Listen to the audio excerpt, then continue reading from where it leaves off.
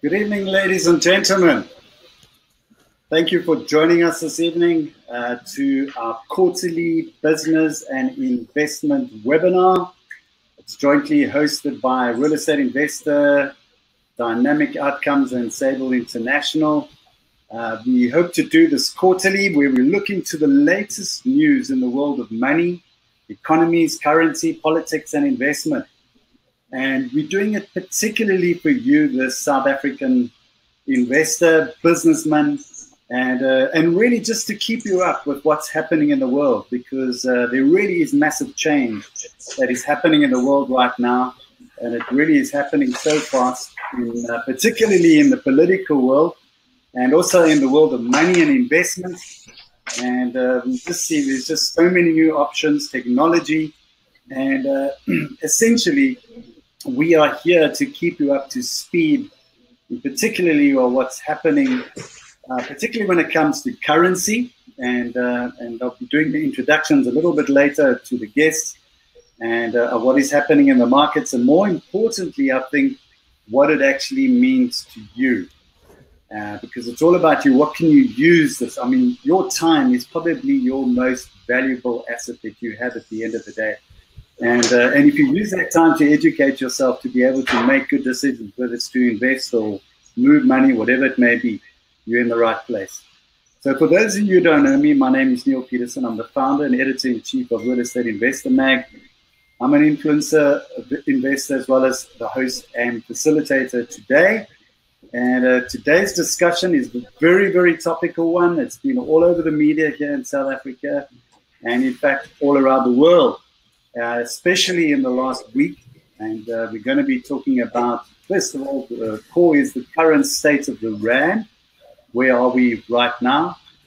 Jacob Zuma's exit, which is better known as Zexit. And that was a phrase that was coined with his exit as president of South Africa. And of course, the appointment of our brand new president, Cyril Ramaphosa, and has caused a little bit of euphoria in some corners. And then, of course, that was followed very quickly by the State of the Nation address, which was actually delayed by an entire week. And then yesterday, of course, the budget speech that was presented. So we're going to be talking about how does that impact you, your business, your financial future and investments.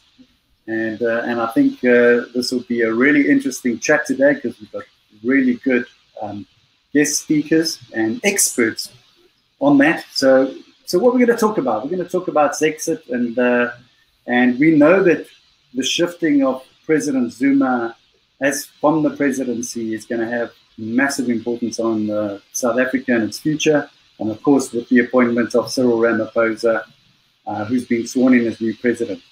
So yes, SONA has been a very different message. I think the last few years we've seen more, people standing up and against the president, and whereas this year we never had that same kind of protests, and so it's changed a lot. And then of course the budget, we're going to go into that in great detail.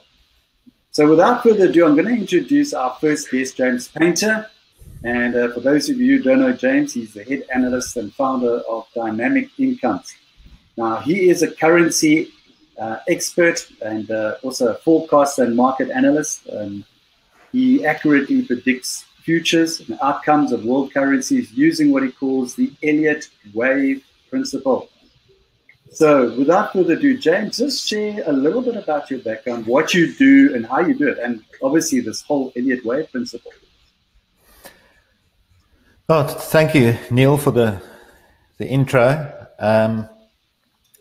And thank you for all of you that are attending tonight. I hope to give you a lot of good value for your time.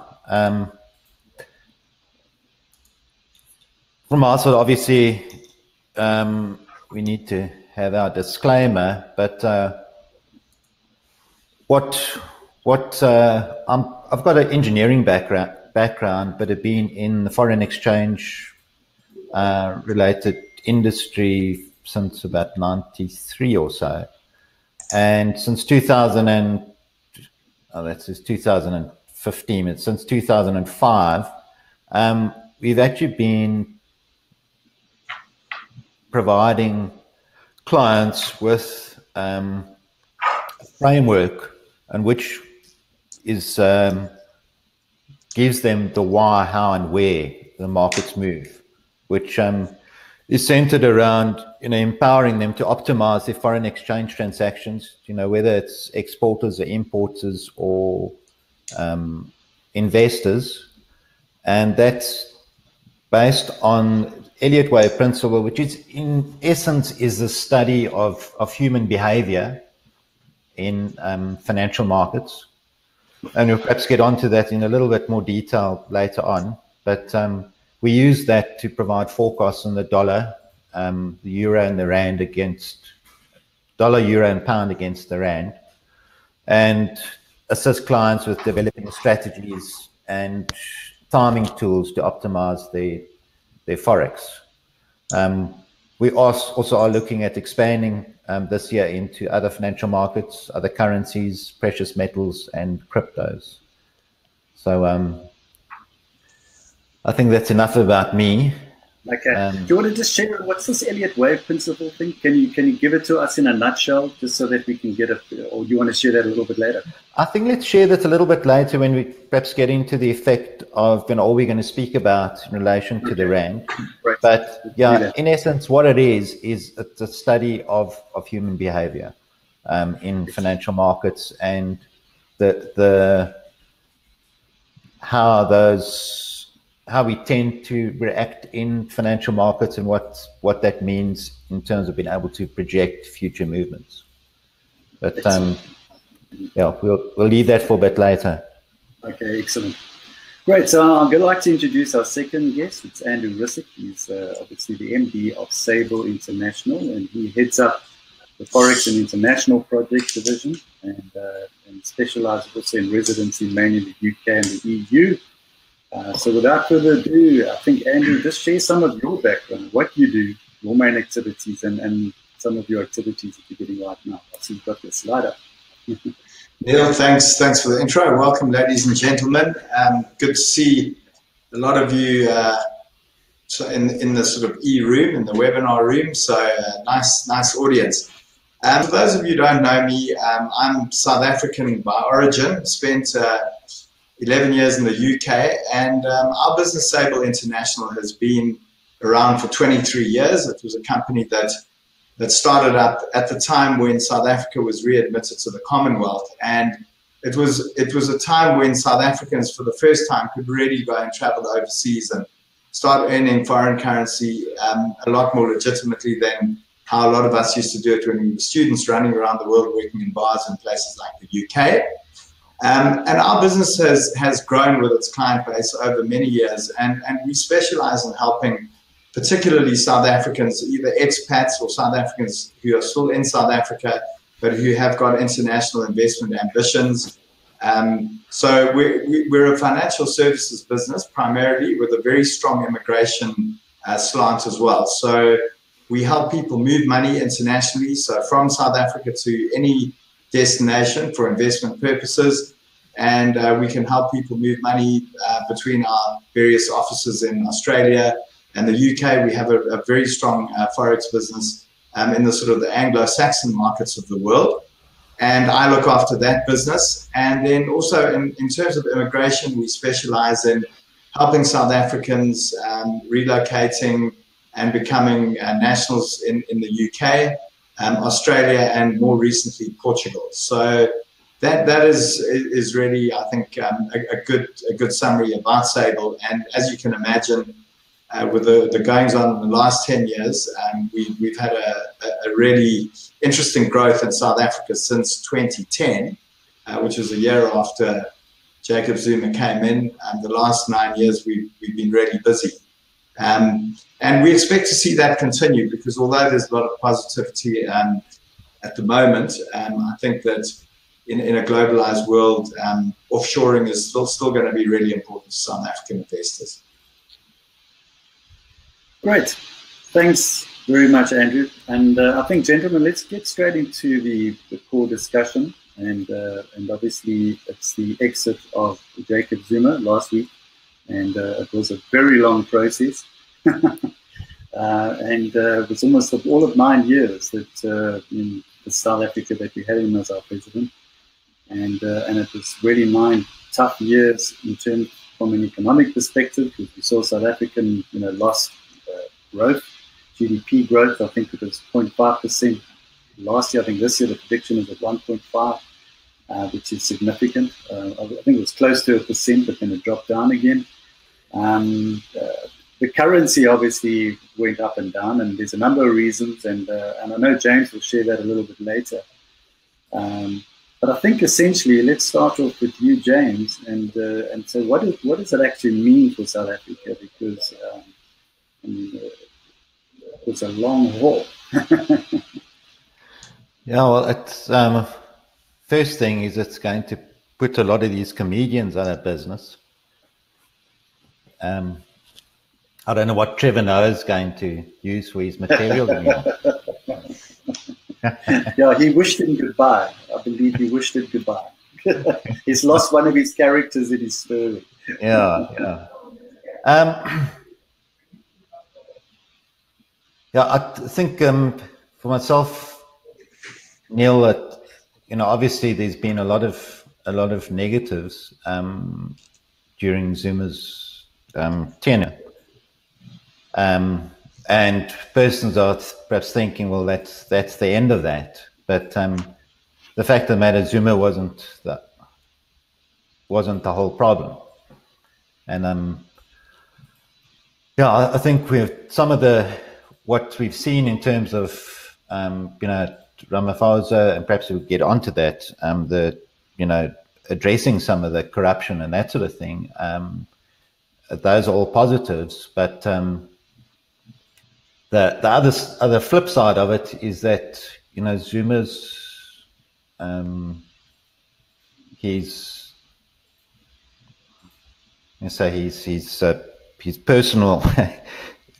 personal greed actually stopped the ANC and the SSCP going with the agenda. So it's really delayed the ANC's agenda, and I see that now that he's out the way, that will proceed with a lot more haste, and I don't know if that's all positive. Yeah, Andrew, I know today you had some lunch, I think, or breakfast. I know you were out today at various events with the political activists, and what was their views on that, and what is your views in terms of Zuma's exit? Because you've been speaking to a lot of people about this particular subject as well. Well, I think in short, what Zuma's exit means for South Africa is really good news. I don't think Zuma was good for South Africa at all. I think Zuma was good for a lot of the luxury brands and companies selling fancy cars, etc. But Zuma for the future of South Africa and for the social contract and trying to empower the people who were sort of left behind historically in South Africa, he's been an absolute disaster. What Zuma did is he created a complete mistrust in all the institutions in South Africa, the judiciary, and the National Prosecuting Authority. And they talk about tax compliance. I mean, last year, and a lot of the reason we have the under-collection with SARS in the current budget year is because tax morality has become a big issue because taxpayers have simply just done everything they can to try and not pay as much tax as they have to, because they simply don't trust government and they didn't like what was being done with the taxpayers' money. So I think in that respect, it's a really good thing. I think it's very positive. There's no question. And I do think that we need to now sort of understand that we've lost 10 years in moving South Africa forward, because that's really what we have done. And I think that, from people who were previously in a position of advantage, that sort of scariness of South Africa and those dark moments that we had leading up to now, I think that sort of dissipated quite quickly. Everybody is sort of breathing a sigh of relief. And I think equally for the people who are hoping to improve their livelihoods in South Africa, is that the last 10 years has proven to them that a populist leader actually doesn't really help them. So I think that that's a good thing. And yeah, in a nutshell, I think his exit is really good news for South Africa. James, lots of shifts in the cabinet. I think there was something like 16 major changes in the cabinet at various times. I think we went through 3 finance ministers in 9 days, and I think you probably got some graphs a little bit later to share with us. And what effect it had on the currency? What effect did it have on the rand? Yeah, well, it's interesting that a very interesting 10 years, I must say. But as Andrew said, I mean, I'm not for one moment saying it's a bad thing, Zuma's exit. Can you think of a good thing that he's contributed? What has he contributed? What positivity did he bring? Well, I just told you, he gave Trevor Noah. Made Trevor Noah famous. We're talking about the South African economy, Joe. Did he make a contribution? No benefit whatever. Okay. The economy has gone nowhere under his presidency. And actually, I mean, if you look at where we are now in terms of government debt and GDP and just money in the bank, the situation is terrible. So I think then let's move on to the next one, because let's talk about the opposite of Ramaphosa's appointment as president. I mean, what does that mean? We're talking almost opposites. And I know there's a lot of talk at the moment, and it's still early days, but it's all, already there's been almost a massive relief in South Africa. So Andy, what is the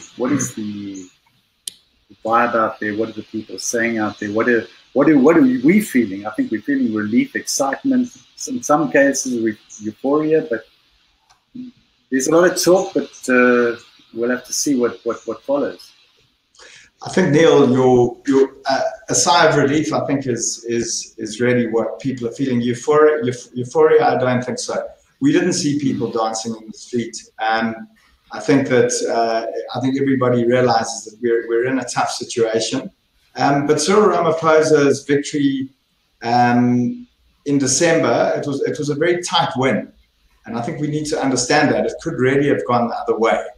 And I think that's where the sigh of relief comes in. But I think what Ramaphosa has done cleverly is that he's acted very decisively. He's a very clever guy. He's very well connected across big business. He's connected in the trade unions.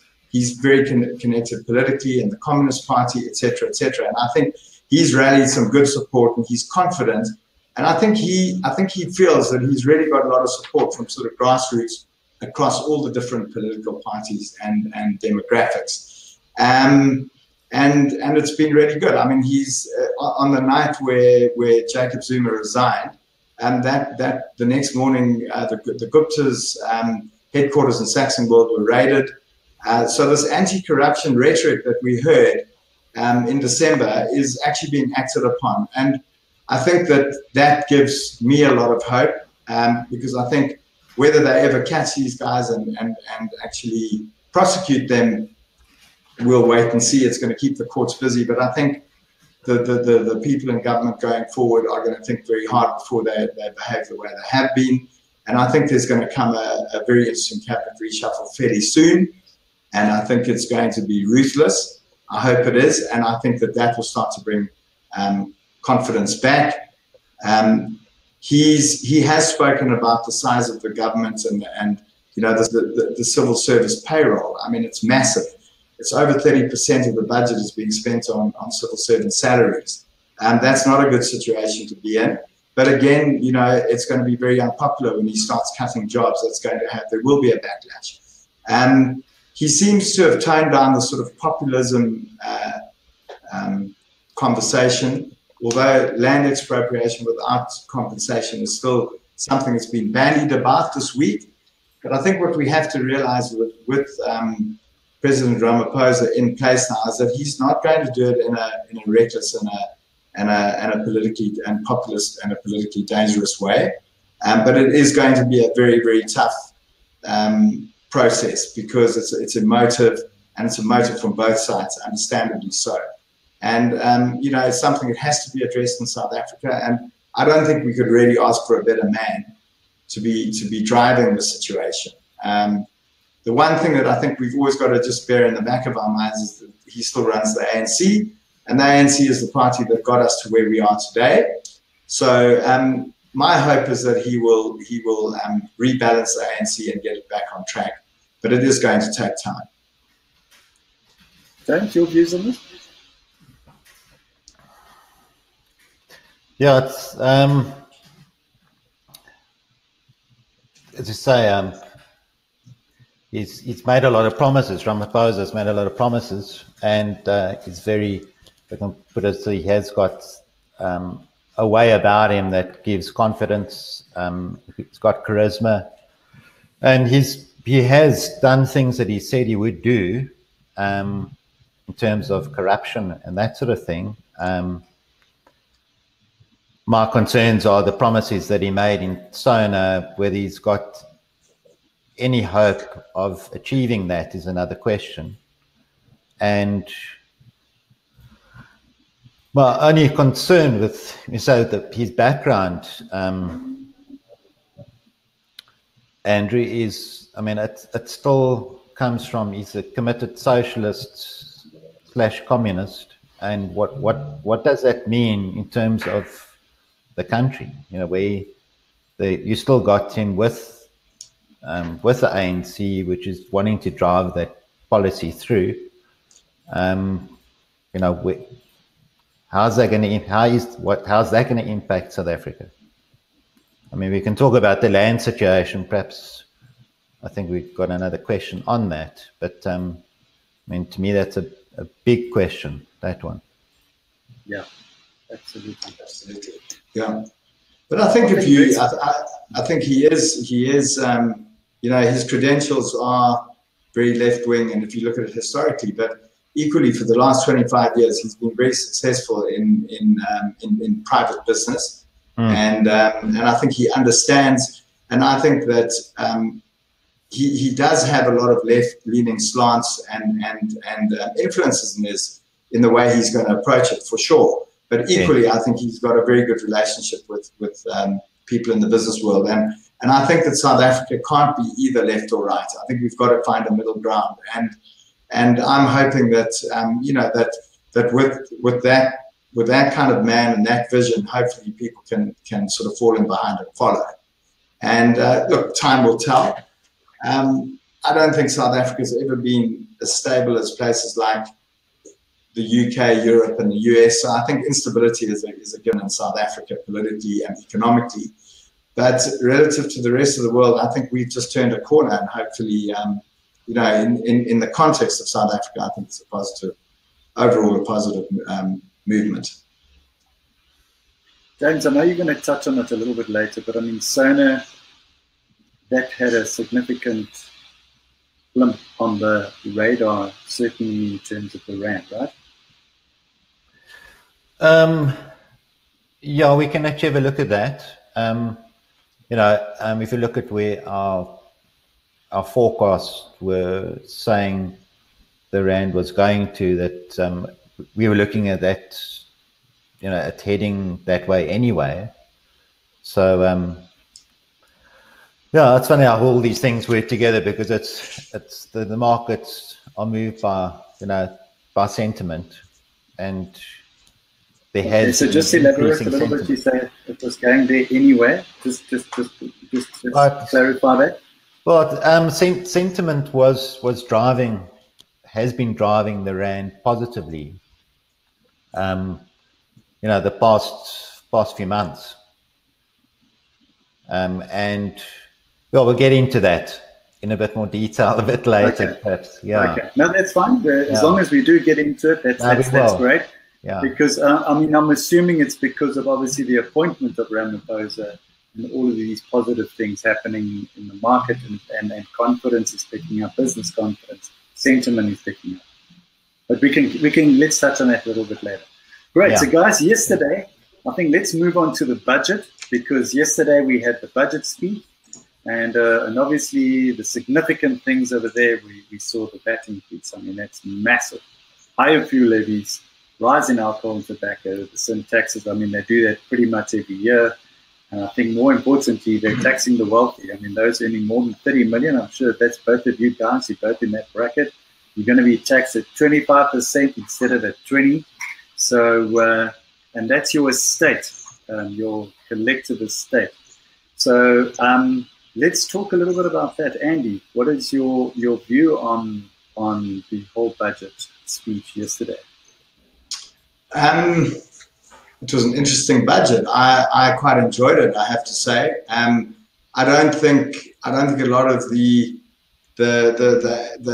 sort of ruling party and further left-leaning supporters would have liked the budget at all.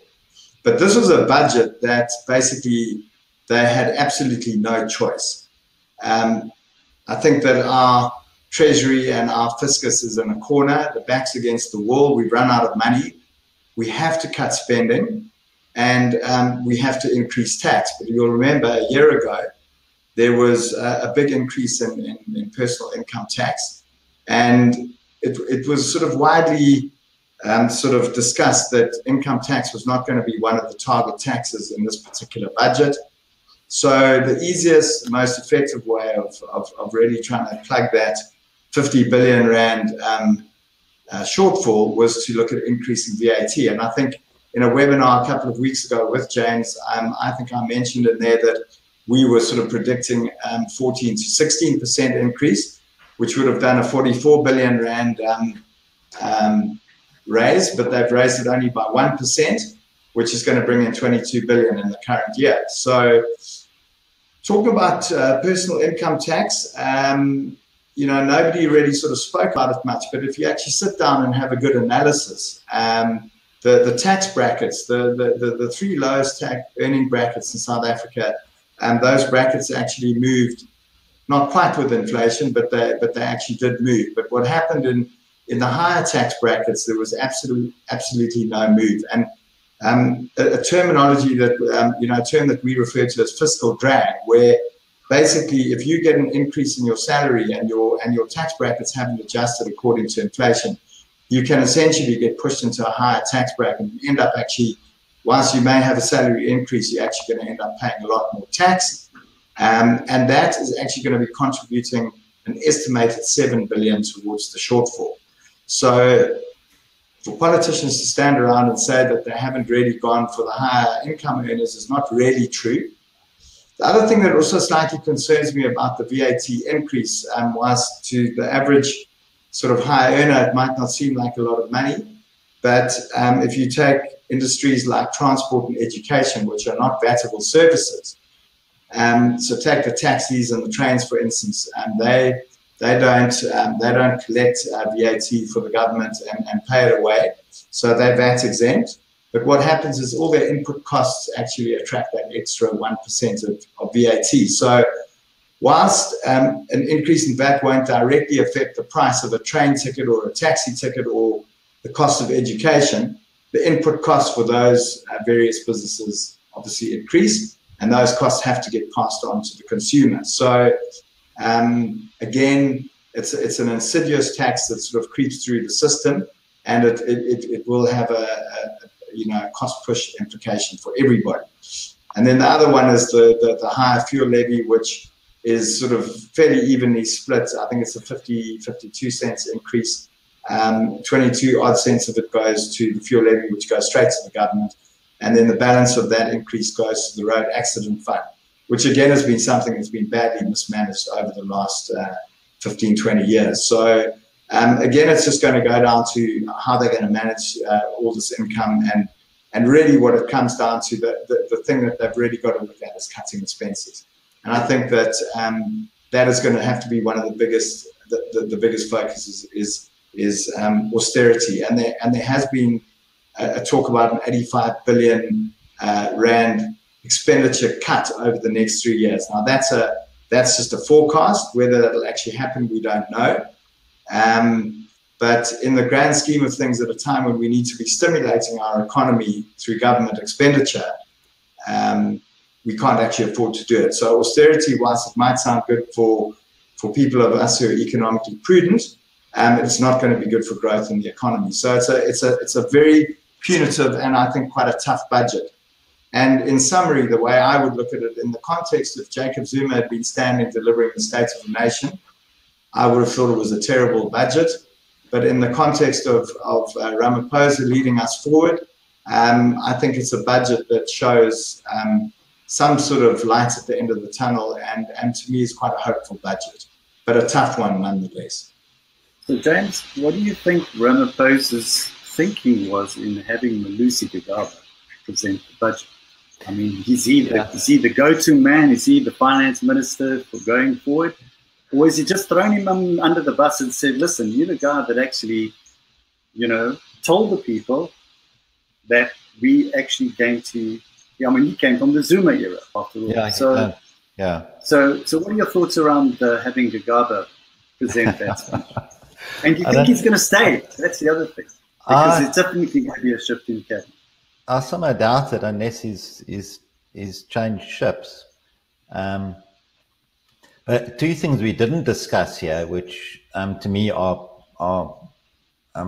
critical factors as well. The one is fees. Now, university fees now being paid as part of the budget when we're actually running out of cash. And the second one is social grants increased by almost 8%, which is way over inflation. Now, when you're battling with cash, how can you justify those two? Absolutely.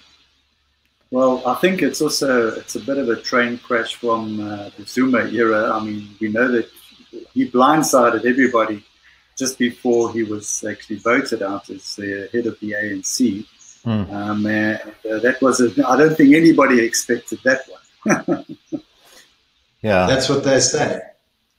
But Neale, going to your comment about Malusi Gigaba, I think it was a very shrewd move on behalf of Ramaphosa to let him deliver that budget, because I think you could see a lot of Ramaphosa influence in the detail of the budget, but the actual delivery was being presented by somebody who probably shouldn't really be our finance minister. So my opinion is he will be gone. And whether it's in 3 or 4 days or 2 days or in 2 weeks, I don't think it would be Ramaphosa positive to keep him in that portfolio. Certainly, that's my opinion. Okay. So just some question that's coming through. I see Neale is what do we see from this?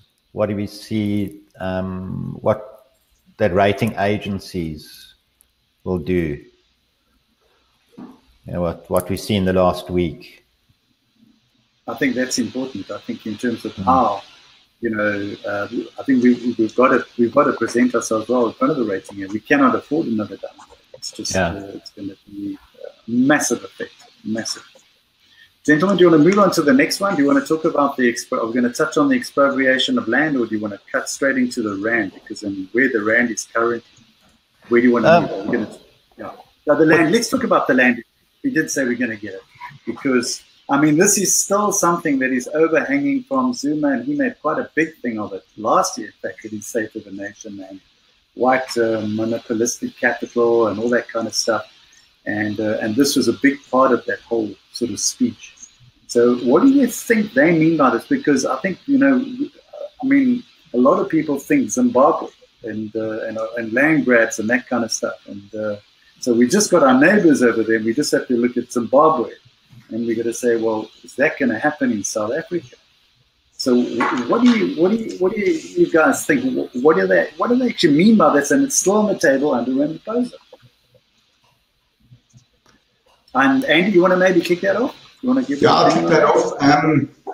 I think the land issue is something that we've had sort of hanging over us, and it's something that they've just been kicking down the road. It's been an issue that hasn't been properly dealt with. I think if you really get down into the deep facts and you look at it, I think a lot of the problems around the whole land issue is just because of lack of competency in the way it's been handled to date. There has actually been a lot of land that has been redistributed. It hasn't been effectively managed since it was redistributed, although the landowners were compensated. I think Cyril Ramaphosa put some conditions, albeit very broad brush, that it would not endanger food security. It would be good for the local economies. It would be about creating jobs, sustainability, etc., etc. And I think what's going to happen is that we've got to also understand that in order to be able to expropriate without compensation, they need to change the constitution, and that means they need a 67% majority vote in Parliament. The likelihood of that happening at the moment, I think, is quite small. But the reality of the situation is the land issue has to be addressed. And I think what will happen is that because government doesn't have a lot of capital lying around for this type of massive capital cost, is they'll probably start using a lot of government-owned land for redistribution purposes. But it's not something that's going to be rushed, and I think it'll be stalled, and there will be a lot of frustration in the process. But I think it is something that is going to be something that we need to all face up to and realize is something that can't just be left forever. Your views on that one, James? Yeah. Number one, what has been, if you look at the situation with expropriation of land without compensation is, well, for a start, that's just straight theft, to be blunt. But it's a communist agenda, and at Ramaphosa, it had this thing. He said he's going to make South Africa a Garden of Eden again. You know, if we look where we've come since '94, we were a net exporter of food. We're now a net importer of food. Back then, we had, I think, 10, 15 years ago, we had 200,000 commercial farms. We're now sitting with 35,000. And how is this going to help the situation? To me, it's an absolute disaster. If you look at what has been expropriated and handed back, only 3% have actually taken the farms. The others have taken the money rather and gone with it. So it hasn't worked up to now. And if you look at where it's been tried, north of us, Russia, Cambodia, whatever, it's been an absolute disaster. Not only for the farmers, but for everyone. So, and then on the other side, you've got, the whole rhetoric around white farmers, but they're the ones that are producing the food. And if you're going to start taking their farms away, you're looking at more than just a small fight happening. Yeah, so I think it also it runs over into property rights, and I think this affects investment in any country, anywhere around the world, because as soon as those rights are taken away, investors will run. And I think that will everybody will divest out of South Africa. So I think they've got to be really, really careful how they handle this. Yeah. Because if Ramaphosa says we're trying to attract investment, and that's what we need to do. This is one way, I think, very quickly, I think this thing could fall apart very quickly, is the land issue. If it's not handled properly. Just on the good news side there, the Free Market Foundation has actually handed over 3 titles to a number of black people, particularly in the Stellenbosch area in Cape Town. And they've actually handed over title of land where they actually owe that land for free by the Free Market Foundation and also the Rupert organization. And in Johannesburg, I know also in the Krugersdorp area, it's also happened through the Free Market Foundation. So, and that's more from a residential perspective. I think agriculture is a whole sort of separate discussion. But gentlemen, we're going to move on because we're here to talk about the next question, I think, and that's the rand. And I think that's where I think everybody wants to know, well, what is the impact and the outlook for the rand? and international Forex markets. And so, I mean, you're sitting in Georgetown, Kentucky. We're sitting in Cape Town, South Africa. And so you are very close to what's happening in the US markets, but also what's happening in the South African market. So maybe I'm going to start with you, James, or should I wait, before we get to your analysis, I'm going to actually switch hands to Andy.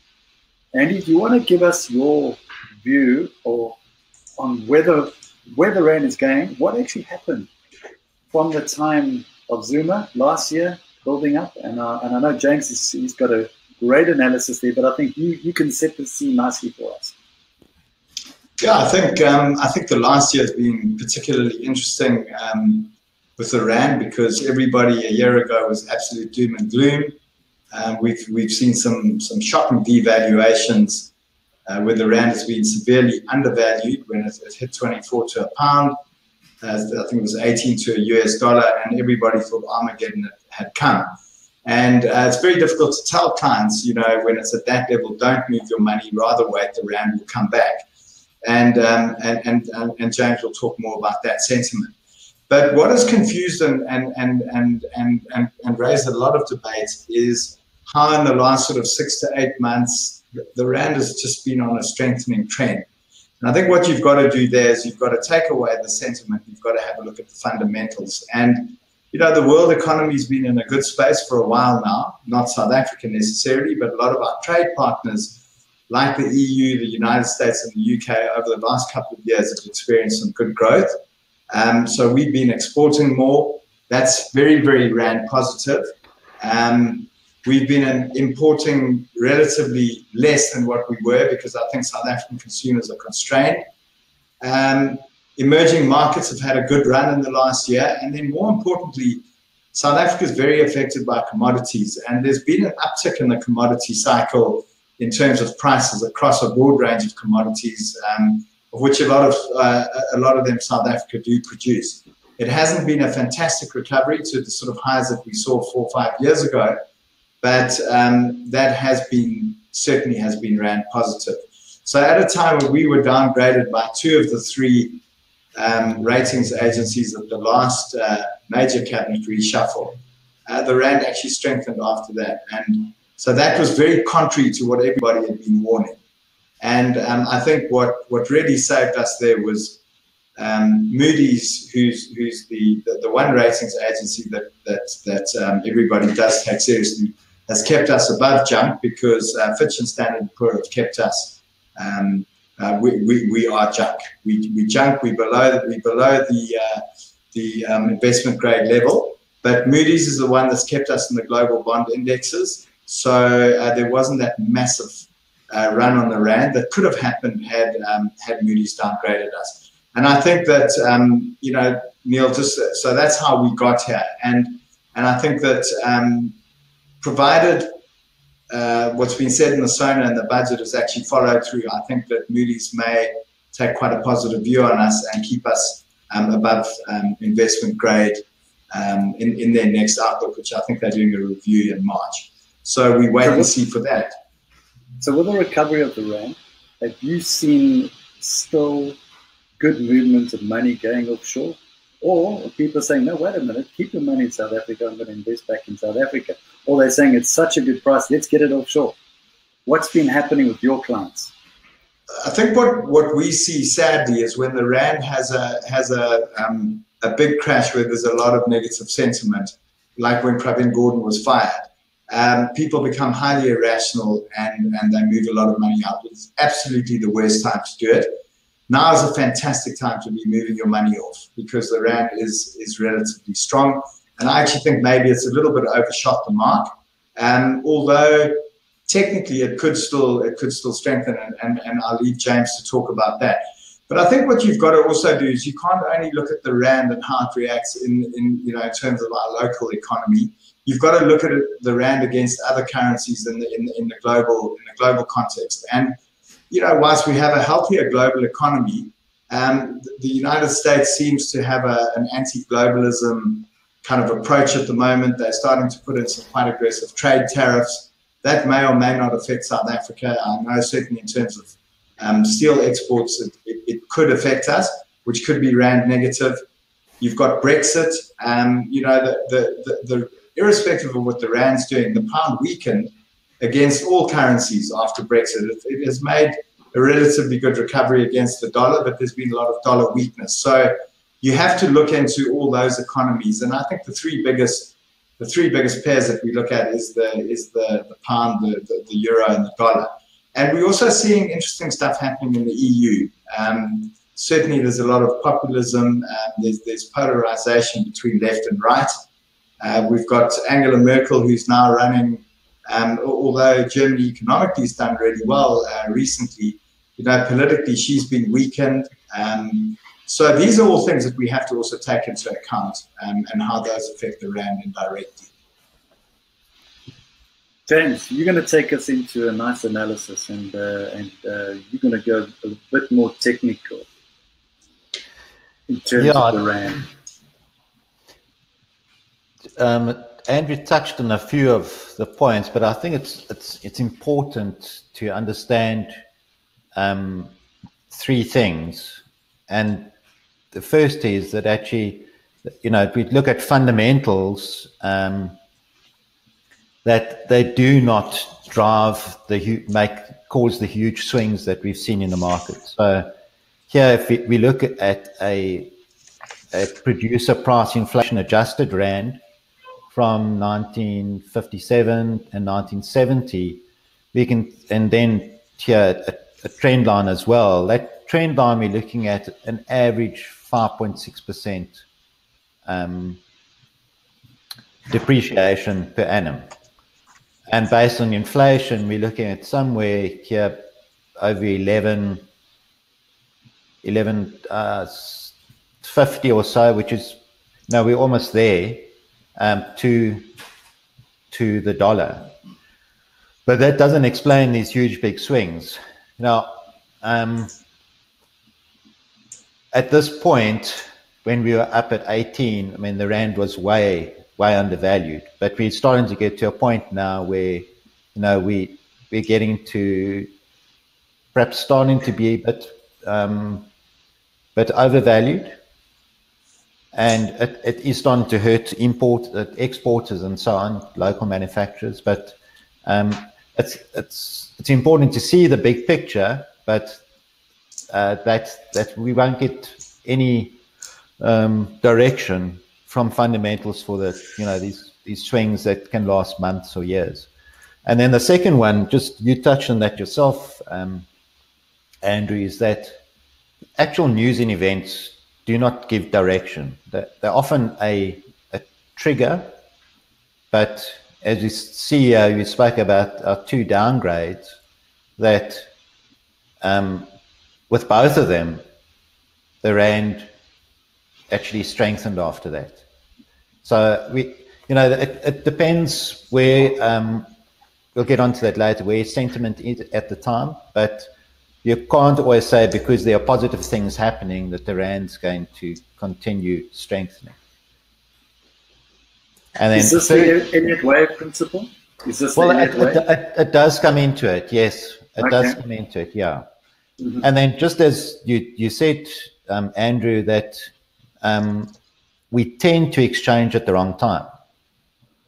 So this picture shows it quite clearly that the black line there is the dollar rand exchange rate, whereas the blue is our net investment position, which is foreigners investing in South Africa and South Africans investing offshore, and that net position. And as you can see, when the rand was at its strongest, the persons were bringing their funds in. When the rand weakened, persons took money out. When the rand strengthened, they brought money back in again.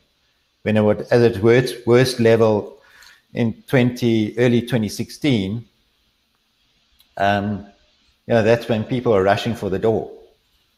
Whereas it should have been exactly the opposite. When the rand's strong, well, then take your funds out. When it's weak, you can bring them back in again. But unfortunately, that's not human nature. So what we're seeing at the moment, Neale, to answer your earlier question, is that the flow of capital out has actually slowed down a lot, and the rand is quite strong at the moment relatively. It's at a level last seen in April 2015. So really, it's a great time to think about making a sensible offshore investment now. Yeah, so just what you're saying, Andrew, if we make an analogy of, if you understand what the market is negatives and positives, that it's like a seesaw. When persons move from being ultra rand negative, which we saw here in 2016, there was absolutely no one that you spoke to that was rand positive, except us. That was.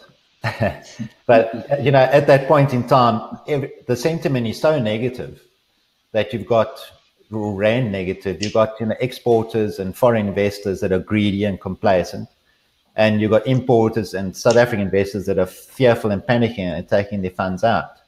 But it gets to a point where everyone is on one side of the seesaw. There's no one to actually push the market any further. And then slowly that seesaw starts moving back again until we get down to these points where everyone is rand positive. So everyone has moved from the negative side of the seesaw to the positive side. And at this point in time, there is no one left to actually turn from being negative to being positive. And that's why at these extreme points of either positive or negative sentiment,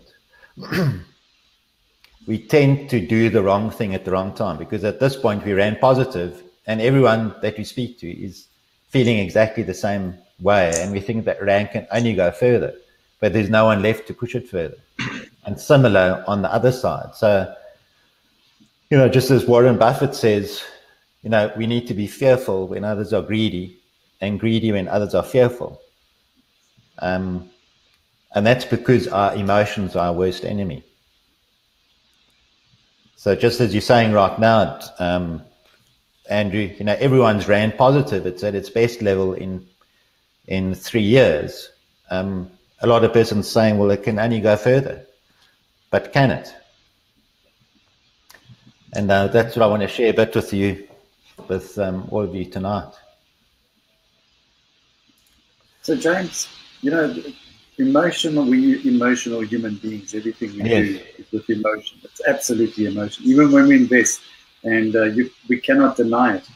And the underlying is how do we get control of this? Or don't we get control? What is the solution? Well, the first thing you need to do is to understand that your decisions are emotional decisions. And studies have shown that 90% of our decisions are emotional, and then we back it up we rationalize it with logic after that. And the first thing you do is recognize that, I tend to make emotional decisions. And because of that, I need some objective view as to, where this market is, to make educated and informed decisions so that they're not emotional decisions. And then that is in essence what we provide persons, is a picture of where we expect the market to go, an objective picture, so that you can offset your natural tendency to just make an emotional based decisions and use actual facts and objective forecasts that enable you to put the probabilities on your side, instead of, if you look at that other picture, 90% of the persons, we tend to invest at the wrong time. But perhaps just to come back to one of your questions earlier, Neale, was about the Elliott wave principle.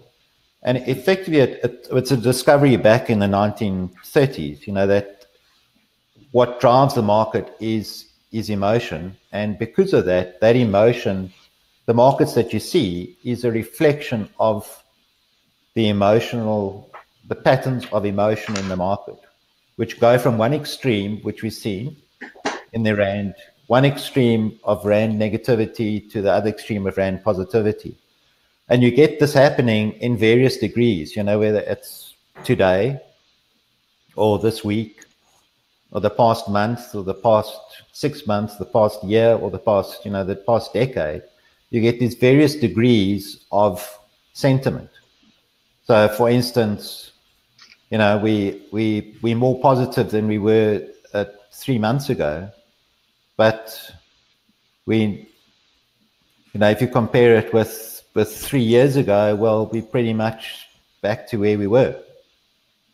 So, what the Elliott wave principle is actually was a discovery of the rules. The laws that govern human behavior. And what we found is that the markets tend to trend, just like we got in nature itself, where you've got action and reaction, ebb and tide, growth and decay, that the markets tend to move in defined patterns in a trend and then a counter trend, and then the trend resumes. And that happens in larger and smaller degrees, and you'll see it happening in every financial market. And it's just a case of then finding out where you are in this pattern, most likely, and that will give you some probabilities as to where we expect the market to go from there. So when you just look at, as an example, that when we did this webinar 2 years, well, not this one, but we did with Scott Pick and Andrew 2 years ago. Yep. The Rand was sitting just below 17, I think. And at that point in time, we forecast the market to be heading down to, sort of 12 levels and possibly lower. And everyone thought we were crazy. And I said at the time, I don't know what's going to drive us. We've likely have reached an extreme. And everyone talking about the Rand going to 50 and 100 only confirmed me. But based on that, we needed a correction down to those sort of levels based on the Elliott wave principle. And that's all we used. And this was the forecast, the next few months forecast that we gave out at that point in time, with the Rand heading down like this. And that's, it was based on our analysis. That's pretty much what happened. And then last year, April, we did another webinar, April last year. And again, we are forecasting to move down to about 1140 here. If you look at the longer term picture, in terms of those sentiment patterns, we've had here a 1, 2, 3, 4, 5, and then this correction, and then another 1, 2, 3, 4, 5. And based on once we've had that step up, we need to have a retracement, a substantial retracement of that move. And that's what we're looking for, is the market to head down into this level. And based on current updates, it could even go a little bit lower, just because of the sharpness of the move down. And as we speak, it is sitting at 1167.22. Yeah, and we've hit 1155, I think. So here was our forecast back then. We were saying 1139. I'm not too sure that we'll get to that level right now, but if we just want to have a look at where we are, where we see we're going from here, I think you mentioned it too, Andrea, that it's not really only a Rand thing, because the dollar itself has been weakening since early 2017. But it is also due, if you look here, we've had a good substantial move down. we are now due for quite a substantial correction for the next couple of months.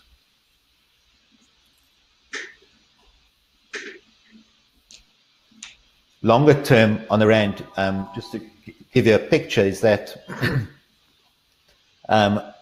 we now, here's the Elliott wave itself, that we probably see we are around about here, maybe a little bit lower, but we've got a bit further down to go before we have this extreme rand negativity needs to be matched by some extreme rand positivity. So I mean, we are at positive levels of positivity we haven't seen for some time, the last 3 years. So that being said, we are due for a correction. I see us bottoming out the next week. And we look at our next few months picture here, which was issued last month. This shows if you look at the black line here, we're expecting the market to bottom out and then move up probably close to 13 before we head further back down, going into the second half of this year. So we're expecting that for the dollar as well as the euro, as well as the pound. So again, I don't know what's gonna take it there, Andrew, but there's going to be some, for all three of those, expecting a bottoming out of the rand against the dollar, euro, and pound, and probably a month or two of rand weakness. But we're likely to get some, rand positive going into the balance of this year, which is, perhaps good for importers and the like, but not very good for the local economy, I think, if we get down to those sort of levels, because that's going to affect the manufacturing industry as well as exporters. And as you said, exporters is what has been helping us. Yeah. So where do you see the rand at the end of the year, Ben? Have you gone that far? At the end of the year, if we look back here, I think we'll probably get into this level towards the end of the year, perhaps a little bit before.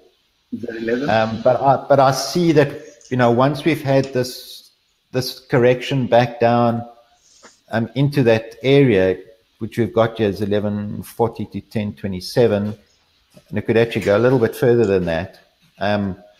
Once we've reached that, we are then on a long-term weakening trend again. So, the next few months between now and year end is probably the best that you're going to see on the rand for, I don't know, next decade or two, I guess. Wow. Yeah. Wow, that's a big call. So get your tax clearances ready and hang on a bit. Yeah, but in the meantime, what you're saying, the rand in the shorter term, we're talking the next week.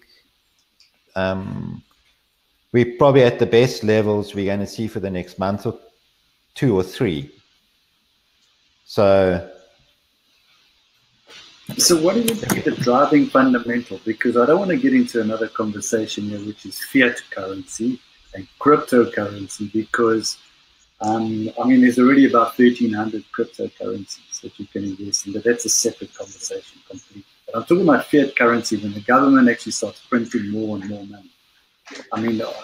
Does any of that have impact in terms of that, the strengthening of the dollar, the weakening, more money then, which is worthless?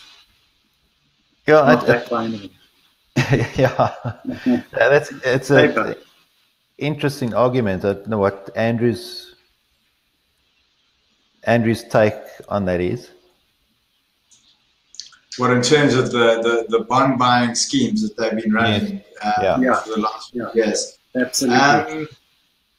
Yeah, it's look in the economies where they've been doing that. I mean, they're such massive economies. They've been pumping money supply to try and stimulate spending by issuing more debt. It's such a difficult question to answer. I think that has probably helped the rand actually against those various currencies, because if you start printing dollars and you're pumping cash in, the supply of the dollar is heightened, and it should really make it should really be good. It should be rand positive. What the long-term effect of that is, I don't know, because a lot of those so-called sort of developed economies have got massive debt bubbles, and I think this year it seems to have normalized a bit, but in the last couple of years where we had negative interest rates and negative yields on certain currency denominated investments, where you actually had to pay to invest, is something that we've never really seen. I think that maybe in the next big global correction we'll see the outcome of that, but we're now going into territory that's not really my speciality. Yeah, I have to agree. I mean, it looked at a bit of that stuff, Andrew, and the fact of the matter is, what caused the 2008, 2009 the great recession was debt, too much debt. Yeah. And how they fixed the problem is by creating debt. So at the moment it's printed money. They printed money. They went to the printers. But it's actually by creating more debt, because it's not just printing money. I mean, it's printing money on the back of debt. So well, it's worthless. It's a bubble that has to. It's a bubble that has to pop, and the fact of the matter is, when it does, it's going to be worse than 2008, 2009, because the problem's bigger. So they've just created a bigger problem trying to fix a small one.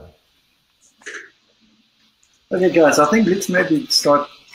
I think we should take some questions, if we can, from the audience. I mean, and I think there's a little box over there, a little chat box. And if anybody has a question and they'd like to send it through to us, could I ask you maybe just to pop a little question, because I'm very conscious of time here.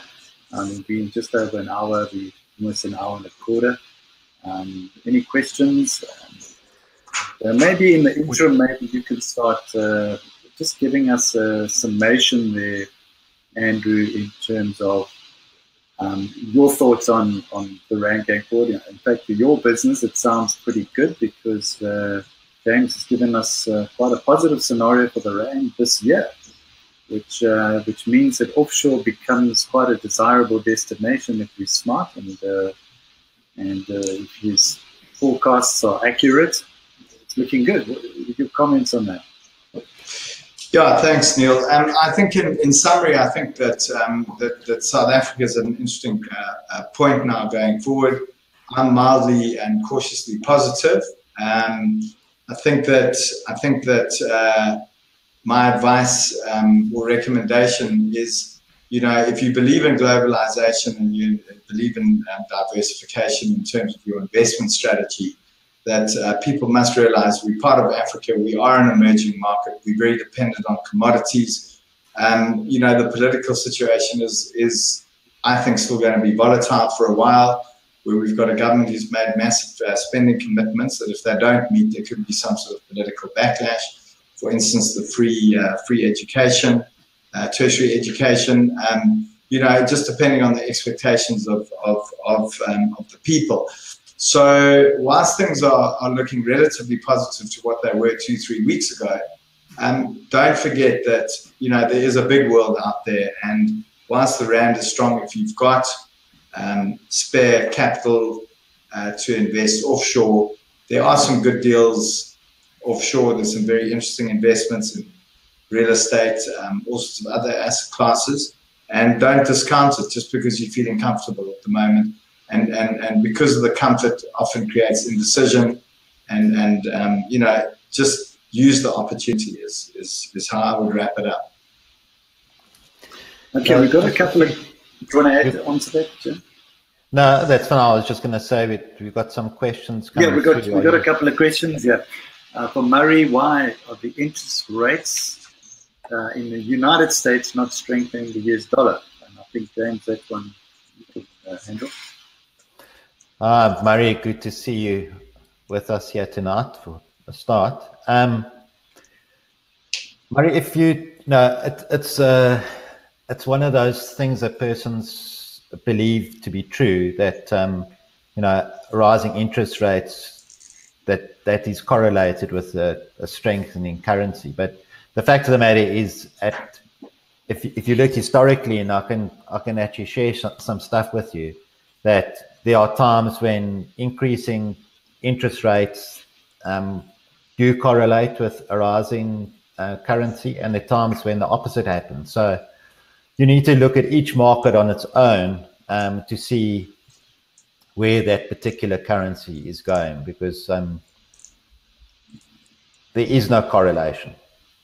And it could be that, at this point in time, there's still too much of a difference between emerging markets and dollar interest rates, but I don't know.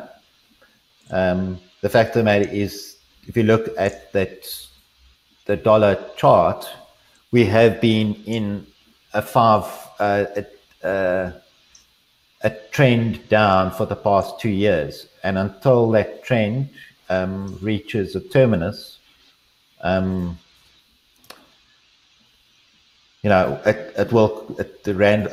dollar will continue to weaken. But persons will now turn around in the next month or so and say, well, you see the dollar's rising because of interest rates. Well, it wasn't. Maybe, I don't know, but you need to just have a look at each one of those markets on its own.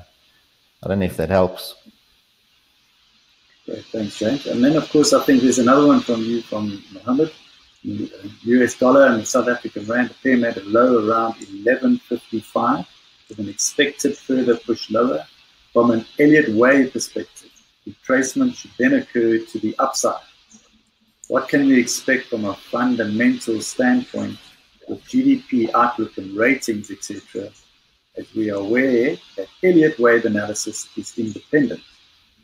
But I'm curious, what is in store for us for the rand to lose some ground in the coming weeks?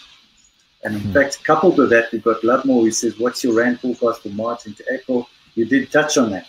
So maybe you can answer both questions there. Yeah, it's same. Just from an Elliott Wave perspective, which is just looking at patterns of human emotion and where that's going to drive the market. That we are due for a low in the next week or so, and the rand to go higher. I don't know what's going to drive it there, but it is amazing that, in my experience of the last 12 years, that often when the rand reaches an extreme point that is due for a reversal, there will often be some event that will trigger it. And if you can understand it, you can understand it from one point of view, because if persons are at an extreme of emotion, we tend to do some extreme things. So it's just uncanny how often that kind of thing happens, that you'll get some trigger when the rand is due for reversal. So I can't say what's going to take it there, but watch the space. Okay, so the rand forecast March into April. I know you did show that graph. Do you have that on hand? I think you said it's around about 11 something. Yeah. March into April, I'm expecting that to head up the next 2 months, probably to the back above 12 towards 13. But what I would suggest is to actually, take our offer there to test drive our forecasting system for 14 days. And what we give there is that, the full picture. And perhaps I'll just give you Let me just see if I can do this share screen here. Let me just show you what we give you is a picture of the short term, which is the next few days. You can see here we're expecting a bottoming out, and then the next few weeks we're expecting a bottoming out and pushing back up to sort of 1230 sort of level. But next few months, which was the picture I showed, was more towards the 1320 level before we head further down. So this is the sort of information you get if you just sign up for free for a 14-day trial. And this is updated on twice a week. So it will give you, as the market progresses, we will update these charts. Andy, I see there's a question there for you from Peter. I'm planning to immigrate by around August. It is too risky. Is it too risky to hang on until then before moving the cash out? That's always a really tough question, Peter. Depending on how much you're looking to move, but I mean, what you could do simply is, I don't know if you still need to liquidate assets before you emigrate, or whether you've got any cash lying around at the moment, is you don't need to move it all at once. So you could just take an approach and just spread the externalization over the period of between now, if you've got capital available to move offshore, and when you need to have all your money out. So that is one good way of sort of hedging against any potential volatility. But I mean, you know, we don't really advise on when you should pull the trigger. That's more James's speciality. But I mean, that's a simple hedging strategy: is move it out in 3 or 4 tranches, possibly. Yeah, because Lovemore asked, out of interest, do you guys provide any FX trade signals? And I think you would probably be saying no, Andy. And I think James would say yes. Yeah, I'd say, you know, from our side, Neale, we provide information to give clients a framework in which to make those sort of decisions. So we won't advise clients, yes, you should be doing this or you should be doing that, but we are here to give persons the framework in which to make that decision, and of course give our opinion as to where, you know, we see the market going in the next, you know, next few days, next few weeks. So we aren't allowed to give advice, but we can certainly give you a better view to help you make decisions than most. Yeah, I have the privilege of speaking with a lot of economists and people who I've got a lot of respect for, and it's very seldom you'll hear somebody who will give you a definitive answer on what they think. We'll all give you what we think it's going to do, but my advice is to look at it in the context of the past few years. We're at a 3-year high, and you know, if you take a slightly macro view on it, it is a good time to be sending your money off now. So I don't think you'd regret it long term. Yeah, definitely. So I think, gentlemen, we're coming up to the wrap up. I think thank you very much for you, the audience that's come today. We're planning on doing this quarterly, and I want to ask Andy, and just to wrap up, just your closing comments. I think you really touched on it in terms of good time to invest, but maybe you just want to elaborate a little bit more. Caution. If you're looking at investing overseas, just really understand who you're investing through or with, and more importantly, understand the tax implications between South Africa, where you're no doubt tax resident, and the jurisdiction where you're investing. Understand things like estate duties in those particular jurisdictions, capital gains tax, because these are things that have massive impacts on your eventual investment returns. And you know, if you do need advice, feel free to contact me, and you know, we can help people with all those kind of decisions and point you in the right direction. I mean, that's what we do. We're South African based, with a very strong presence in a lot of the popular destinations where South Africans go, and we do know the right people that you should be talking to.